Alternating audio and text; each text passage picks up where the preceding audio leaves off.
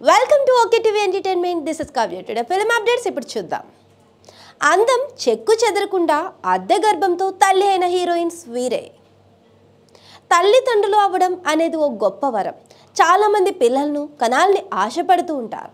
అయితే సెలబ్రిటీలు మాత్రం 9 నెలల గర్భంతో ఉండడం కొంత కష్టంగా భావిస్తూ ఉంటారు. కొంతమంది హీరోయిన్స్ 9 నెలలు గర్భం దాల్చి పిల్లలను కంటుంటే, కొంతమంది మాత్రం షార్ట్కట్లు అద్దె గర్భం, అదే సరోగసి ద్వారా పిల్లలను కంటుంటారు. ఇలా అద్దె గర్భం ద్వారా పిల్లలను కన్నవారు చాలామంది ఉన్నారు. చిన్న చిన్న హీరోయిన్స్ దగ్గర నుంచి స్టార్ హీరోయిన్స్ వరకు చాలామంది సరోగసి ద్వారా తల్లులయ్యారు. ఆ హీరోయిన్స్ ఎవరో ఓ లుక్ చేద్దాం. బాలీవుడ్ బ్యూటీ ప్రియాంక చోప్రా సరోగసి వ్యవహారంలో పెద్ద చర్చ జరిగింది. అప్పట్లో ఈ అమ్మడు గర్భం దాల్చిందని కొందరు, లేదు సరోగసి ద్వారా బిడ్డను కంది అని కొంతమంది చర్చించుకున్నారు. ప్రియాంక చోప్రా, ఆమె భర్త నిక్ జోనాస్లు సరోగసి ద్వారా ఆడబిడ్డకు జన్మనిచ్చారు. ఈ విషయాన్ని ప్రియాంకనే స్వయంగా తెలిపింది.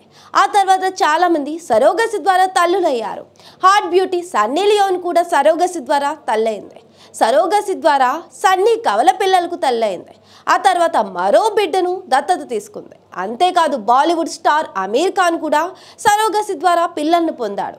అమీర్, ఆయన భార్య కిరణ్ రావు సరోగసి ద్వారా బిడ్డను పొందారు.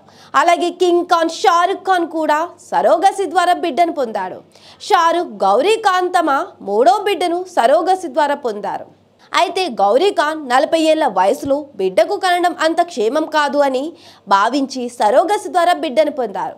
ఇక టాలీవుడ్ విషయానికి వస్తే మోహన్ బాబు కూతురు మంచు లక్ష్మి కూడా సరోగసి ద్వారా బిడ్డను పొందింది. మంచు లక్ష్మికి ఓ కూతురు ఉన్న విషయం తెలిసిందే. ఇక రీసెంట్గా లేడీస్ సూపర్ స్టార్ నయనతార కూడా సరోగసి ద్వారా తల్లి అయింది. నయన్, విఘ్నేష్ సరోగసి ద్వారా కవల పిల్లలను పొందారు.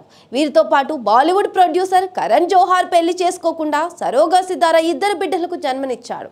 వారి ఆలనా పాలన అతనే చూసుకుంటున్నాడు.